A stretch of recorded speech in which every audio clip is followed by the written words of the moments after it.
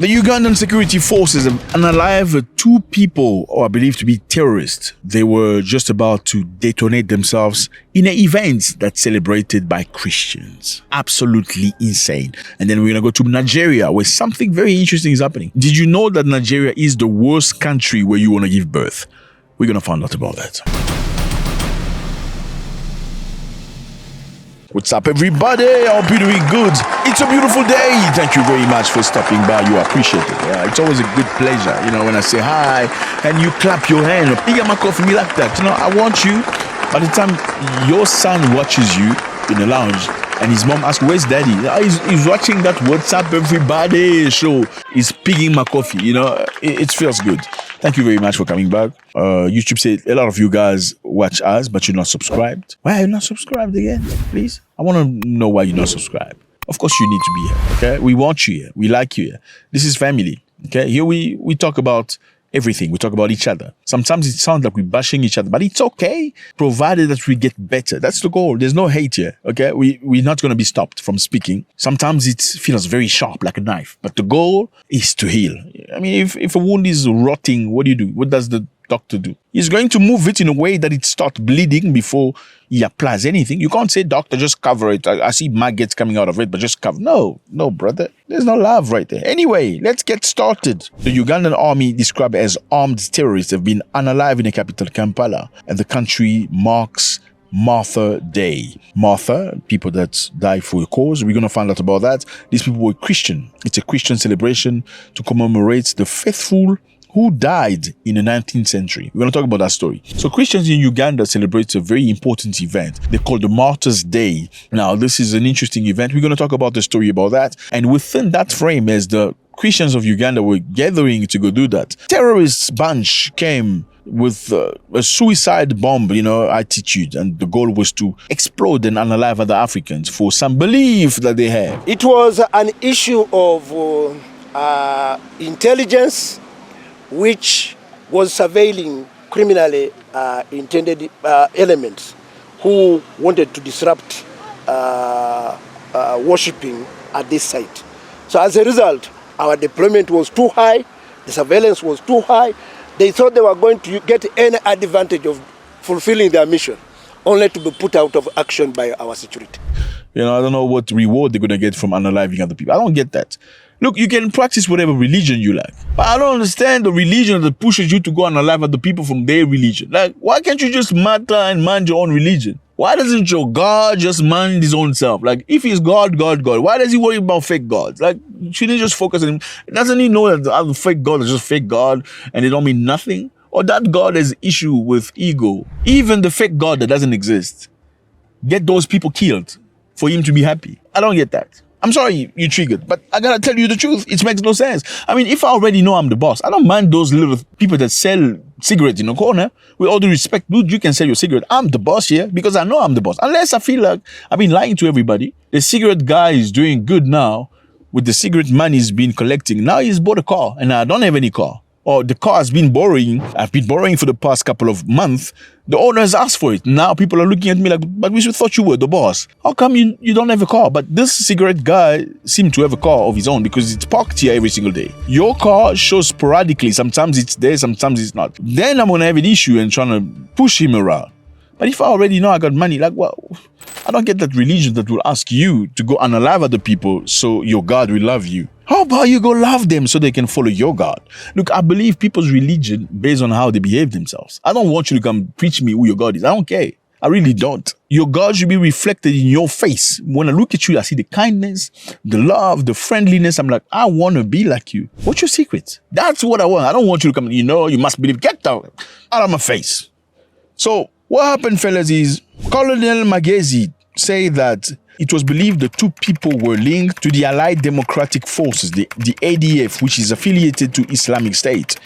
So these are strong links to ADF, which we knew about.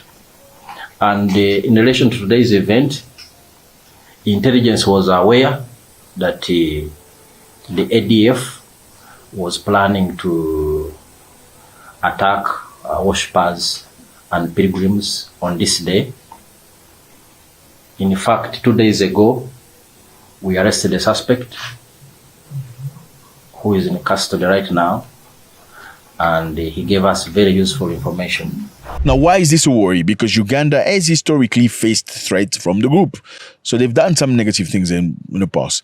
And the security organism had to do, they had to take precautions. And congratulations to them for seeing this coming up and protecting the people. A year earlier in 2024, the group was accused of carrying out a fatal attack on Ugandan school that led to the unaliving of nearly 40 students. Yeah, so they don't want to see that happen again. Now, the Marthas. We talked about the Marthas. What's the story about the Marthas? The Martha Day event is the largest Christian pilgrimage in Africa that draws millions of believers each year to honor 49 people made up of 22 Catholics and 23 Anglicans who were unalived between 1885 and 1887 on the order of the Kabaka Mwanga II of Buganda. Kabaka is the king. So the king of Buganda ordered those people to be unalived. Why? For refusing to renounce their faith. So they refused to renounce Christianity, and the Ugandan king said you must unalive all of them. There were about 45 people. The monarch demanded they revert back to their traditional religion, but they refused, and they were accused of disobeying him and later burnt to death for it. Now, Uganda celebrate those people, I believe, every year, and within that frame, those people chose that event. They're like, okay, how about we go and alive them right now, because this is when they're going. But sorry for them, the security services saw them coming, and among them, one of them was a lady. This lady, the suicide bomber, has been in our custody before. In 2023, I think it was October, and we interrogated her because she had links to ADF. She was known as Aisha Katushabe, also known as Biarohanga Sumaya, also known as Kabonesa, in her 20s. Intelligence findings show that her husband called Muzaffar was killed by our counterterrorism forces in 2021. He was among the group who wanted to bomb the funeral and mourners of the late Deputy Inspector General of Police, Paulo Kechi. That time we arrested some suspects and some were killed. We also know that she was a daughter to Abdu Shakur.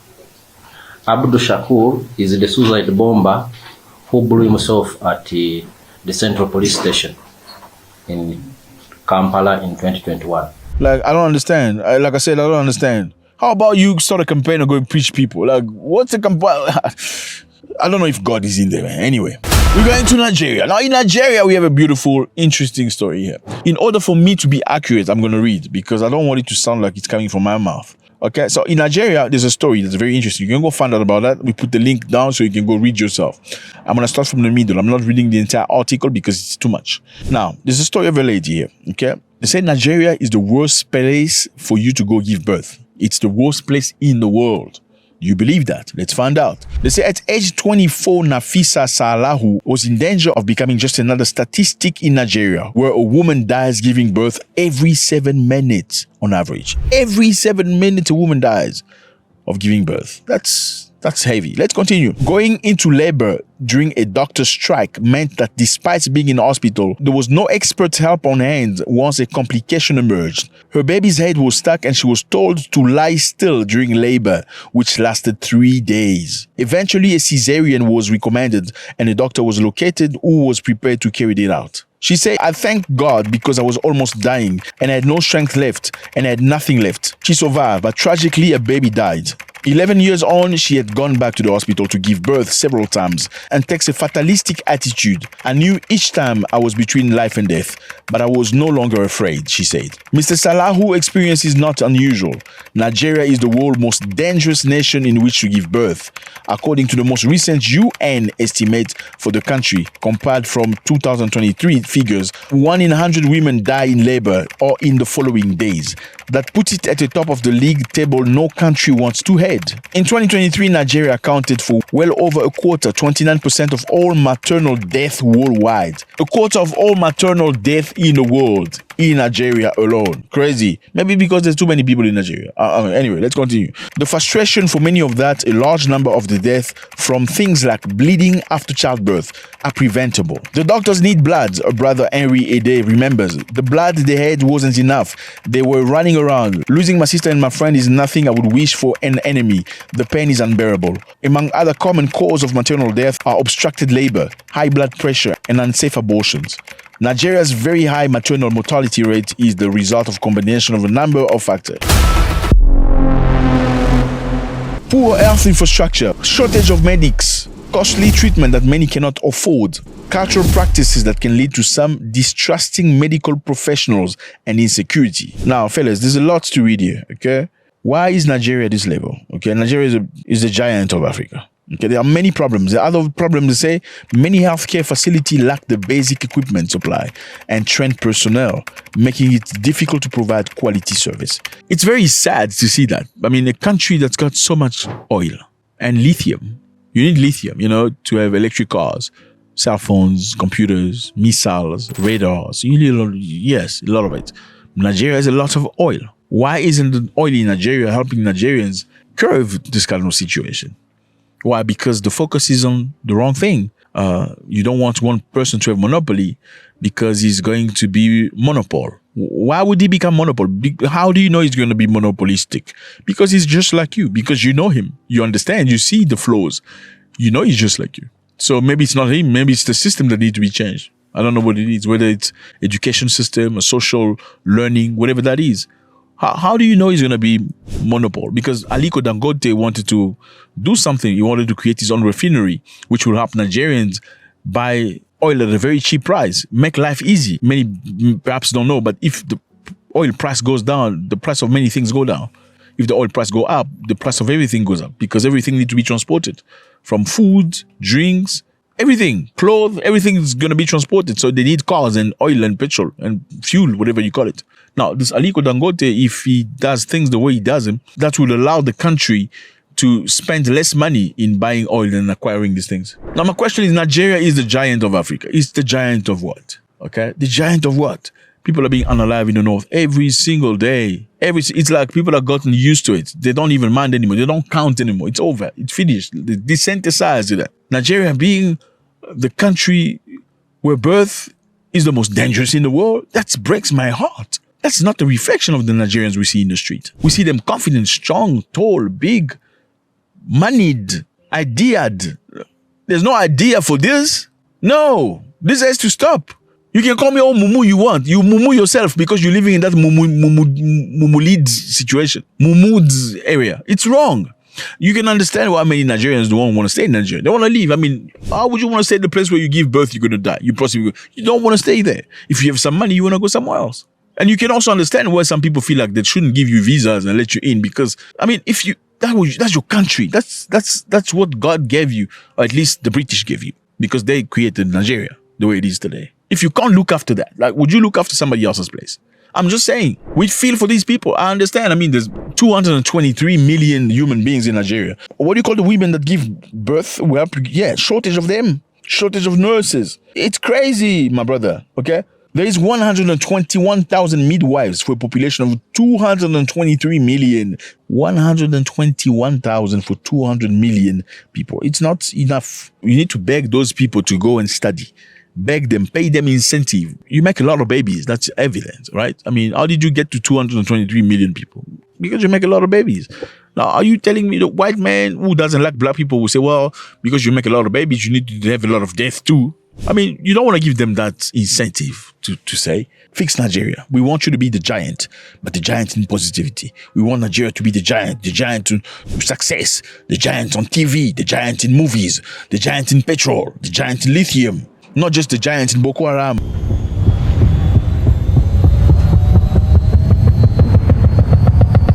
The giant in kidnapping and ransom asking, the giant in police beating people up. You can't open your mouth, they're going to tell you, shut up. Jesus, we shut you up. No, stop that.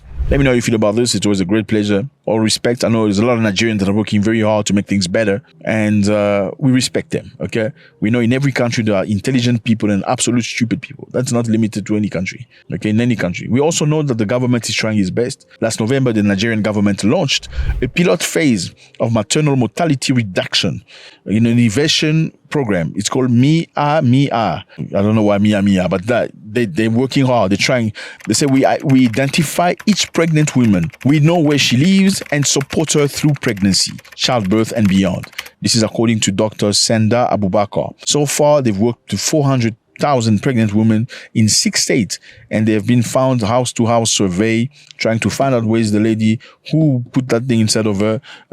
No, they're not doing that. But yeah, they look after people. They're trying to make things better. Like, let's keep that pressure going. We need to talk about the good and the bad and everything. If you're angry, leave a comment. God bless.